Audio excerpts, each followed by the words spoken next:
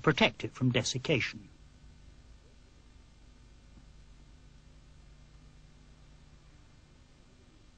Here's the experimental setup. There's the locust.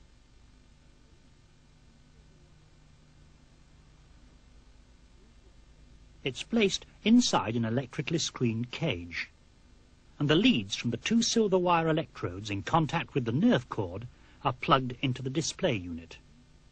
Now electrical activity in the cord will be picked up by the electronic equipment.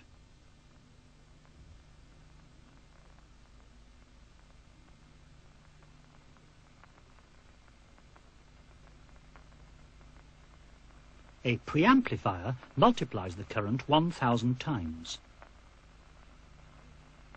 And its output is amplified another 10 times and fed to this oscilloscope screen. The nerve impulses are also converted into sound signals heard from this loudspeaker. A second oscilloscope can store the pattern present at any given moment in time so that it can be examined.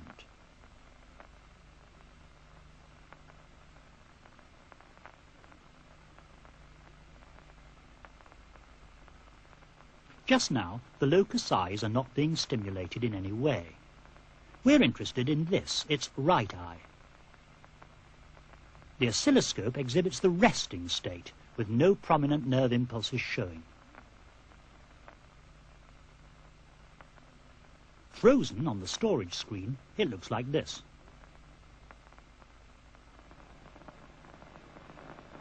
We can slow down the scan speed on the oscilloscope so that we get this on the screen.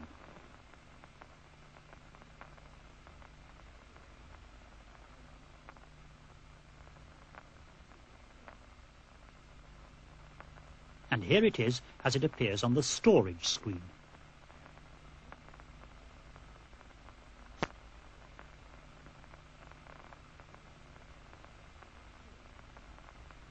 There are no large spikes in the pattern when the insect's eye is not being stimulated.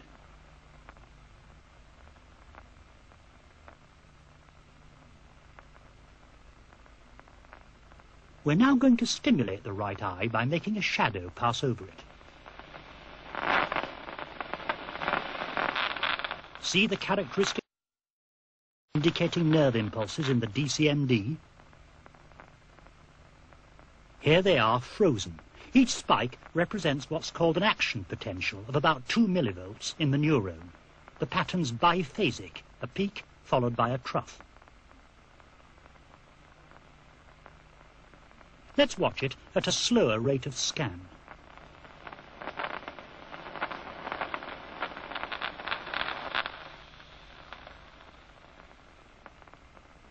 On the storage screen,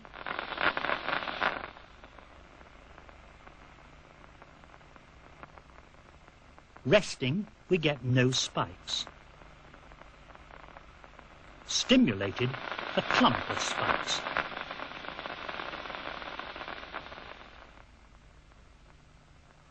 To investigate what's happening in a more controlled way, we use this continuous paper band, a kymograph. The paper passes across in front of the locust, which is here.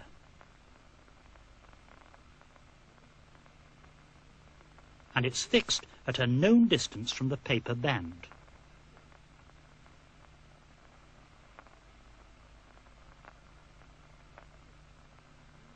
Here's the second drum on the right.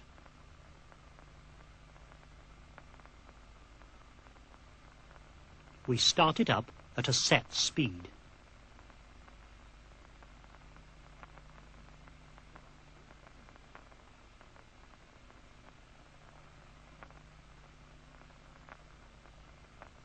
And you can see that this has no stimulating effect on the locust.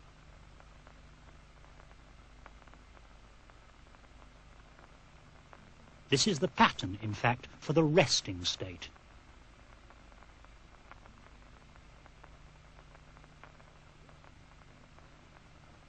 But now we fix a black disc on the moving paper band, which subtends a certain angle at the insect's right eye. This disc represents a 10-degree target. And here's the pattern of action potential spikes produced in the DCMD. Suppose the speed of the target spot is increased.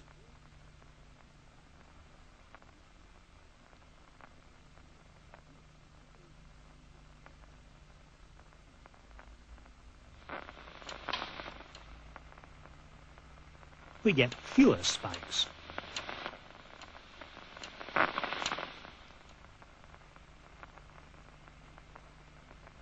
If the spots slowed down considerably,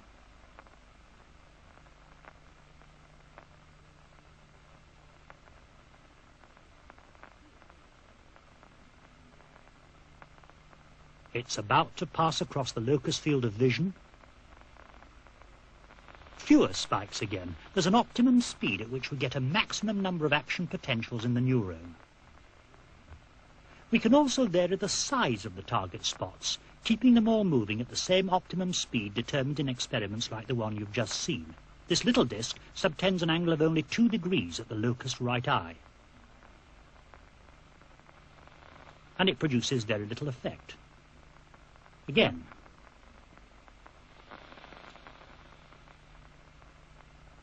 Now for a 4-degree disc. A slightly greater effect. 6 degrees.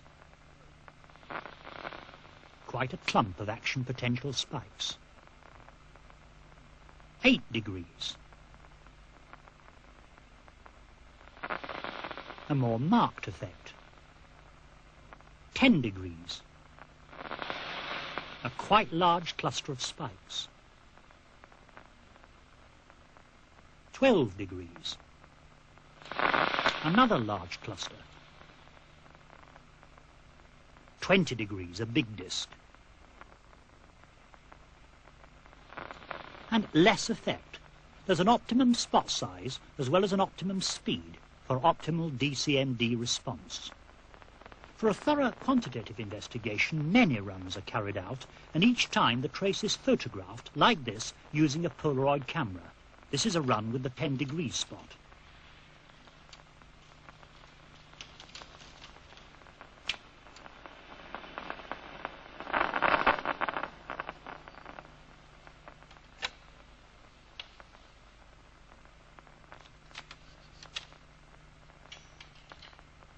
And we get a picture like this.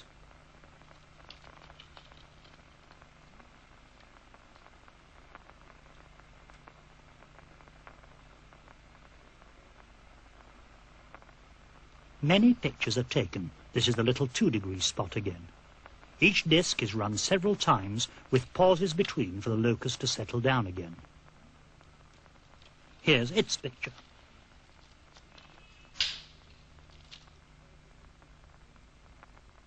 We count the spikes on each photograph and from the data find out what is the speed of pass which most affects the locust and what is the optimum target size, somewhere in the mid-range of those we've been watching, like this taken from the 10-degree disc. We can also see evidence of adaptation, which is explained in the experiment booklet.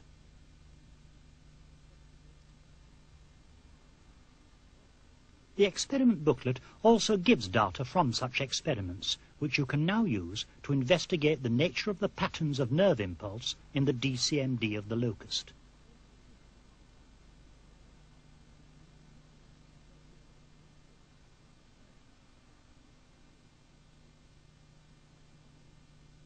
Then you can try to relate this to the insect's escape response from possible predators.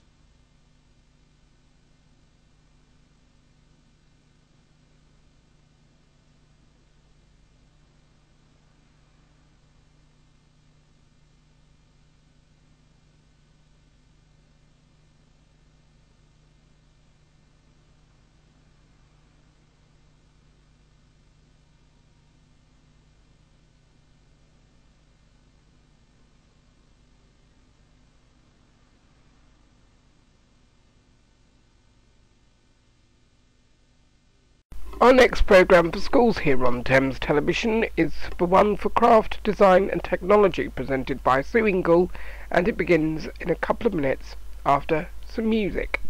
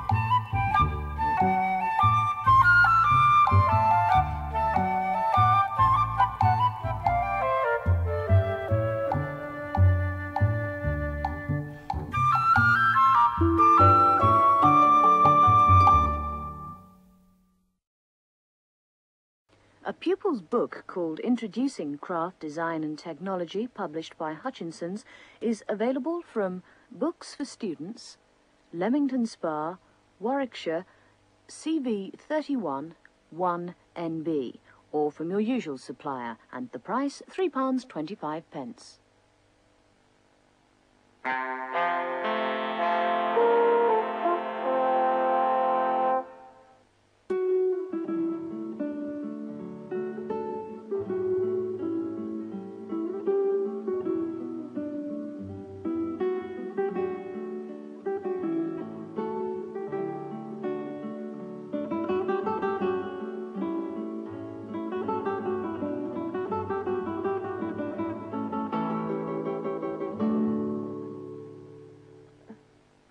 Hello.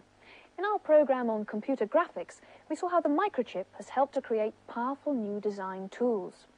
But the computer is only one of an enormous number of applications of the microchip, or the integrated circuit to give it its full name. In fact, many everyday... In the studio is William Poole, who's an electronic engineer, and he's going to explain a bit about the function of the chip in some of these items. Hello, William. Hello, sir. Thanks very much for coming along. Let's start off first of all with the telephone, because I think that's something that people don't really expect to have microchips in it. Well, indeed. It's only in the last couple of years that the telephone has acquired its own microchips. And in this particular example, it's pretty obvious, but there it is. Or at least there's one of them, because on the other side of this board, where we can't see, there are a number of others.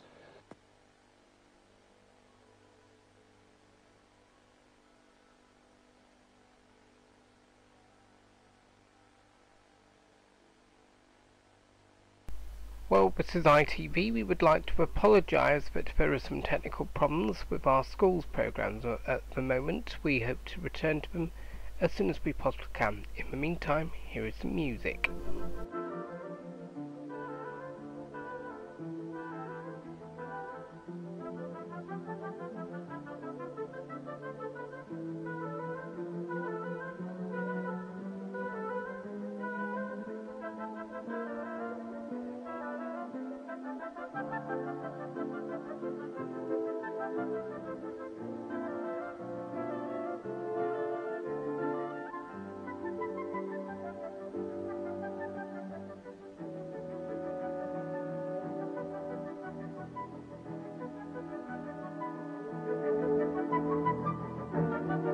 And now we can return to the programme. Apologies for the fault again.